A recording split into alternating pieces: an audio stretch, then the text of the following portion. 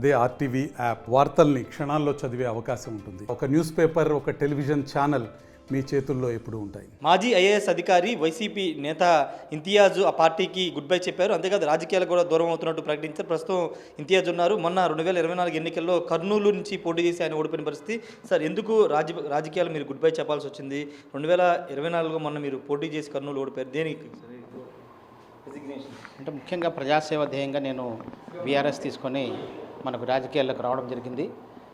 2024లో కర్నూలు నియోజకవర్గం నుంచి వైసీపీ అభ్యర్థిగా నేను పోటీ చేయడం జరిగింది. ఎన్నికల ఫలితాలు మీ అందరికీ తెలిసిందే. అలాగే ఈ కొన్ని రోజులుగా గత కొంతకాలంగా నా బంధుమిత్రులతో కానివ్వండి, శ్రేయోభిలాషులతో మాట్లాడిన తర్వాత ఒక నిర్ణయానికి వచ్చి రాజకీయ రంగాన్ని నుంచి దూరంగా ఉందామని చెప్పేసి నేను ఒక నిర్ణయం తీసుకోవడం జరిగింది. రాజకీయ రంగానికి దూరం అవుతున్నాను కానీ అలా అని చెప్పేసి ప్రజాసేవకు కాదు.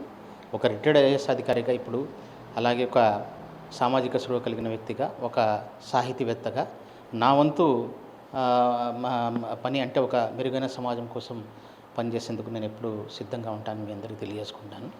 సామాజిక అసమానతలు కానివ్వండి, మనకు సమాజంలో ఉన్న రుగ్మతల్ని కానివ్వండి, అలాగే పర్యావరణ కాలుష్యం కానివ్వండి, ఇవన్నీ మరి రూపుమాపేందుకు కృషి చేస్తున్న వ్యక్తులతోనూ ఎన్జిఓలతోనూ కలిసి పనిచేసేందుకు నేను ముందుకెళ్దామని నిర్ణయించుకోవడం జరిగింది. Thank you. మీరు మంచి అధికారిగా పేరు తెచ్చుకున్నారు. సడన్గా వీఆర్ఎస్ తీసుకుని రాజకీయాల్లోకి వెళ్ళారు. ఎందుకు ఒక 6 నెలల్లోనే ఎంత చేంజ్? ఎందుకని దూరం?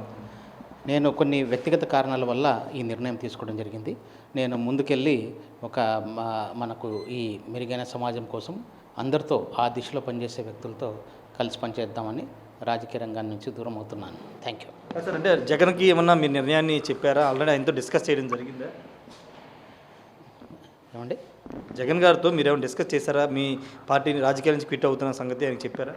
అందరితోనూ చర్చించిన తర్వాతే ఆయనకు మరి విన్నవించి మరి ఈ డెసిషన్ తీసుకోవడం జరిగింది. Thank you. Muslim minority, sir last ప్రశ్న, ముస్లిం మైనార్టీ వర్గాలకు సంబంధించిన ఇది రాజకీయాలకి పూర్తి స్థాయిలో దూరం అవుతున్నట్టు ఇంతియాజ్ అయితే చెప్తున్నారు. 2024 ఎన్నికల్లో పోటీ చేసిన మాట వాస్తవం. అయితే కొన్ని వ్యక్తిగత కారణాల వల్ల తాను రాజకీయాలకు దూరం అవుతున్నట్టు ఇంతియాజ్ అయితే చెబుతున్నారు. 2024 ఎన్నికలు ఆయన కర్నూలు నుంచి పోటీ చేశారు. కర్నూలు సిట్టింగ్ ఎమ్మెల్యే హఫీజ్ ఖాన్కి కాదని జగన్ ఈయనకి వీఆర్ఎస్ తీసుకోమని స్వయంగా ఈయనకి చెప్పి ఈయన చేత వీఆర్ఎస్ తీయించుకుని మరి కర్నూలు సీట్ అయితే ఇవ్వడం జరిగింది. అప్పుడు ప్రస్తుతం 2024 ఎన్నికల్లో ఈయన సిట్టింగ్ ఎమ్మెల్యే ప్రస్తుతం మంత్రిగా ఉన్నటువంటి టీజీ పరిచేతిలో ఓడిపోవడం జరిగింది.